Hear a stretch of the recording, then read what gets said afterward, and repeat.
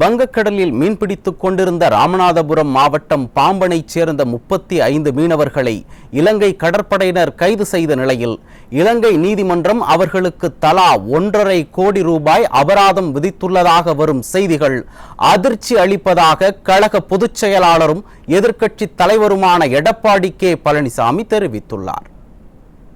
இது தொடர்பாக அவர் வெளியிட்டுள்ள அறிக்கையில், தமிழ்நாட்டைச் சேர்ந்த ஏழை எளிய மீனவர்களை துன்புறுத்த வேண்டும் என்ற ஒரே நோக்கில் அவர்களை வலுக்கட்டாயமாக கைது செய்வதும்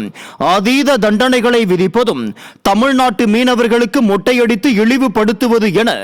இலங்கை அரசின் தொடர்ச்சியான எதேச்சதிகார போக்கு வன்மையாக கண்டிக்கத்தக்கது என குறிப்பிட்டுள்ளார். தேர்தல் மேடைகளில் வெறும் வாக்குகளுக்காக மட்டும் கச்சத்தீவு பற்றியெல்லாம் பேசும் மத்திய பாஜக கூட்டணி அரசும் மாநில விடிய திமுக அரசும் இலங்கையின் இது போன்ற மனிதாபிமானமற்ற நடவடிக்கைகளை வேடிக்கை பார்த்து கொண்டிருப்பதும், மாநிலத்தில் ஆட்சியும் மத்தியில் 40 எம்பிக்களை கொடுத்தும் தமிழ்நாட்டின் மீனவர்கள் நலன் குறித்து விடியா திமுக அரசு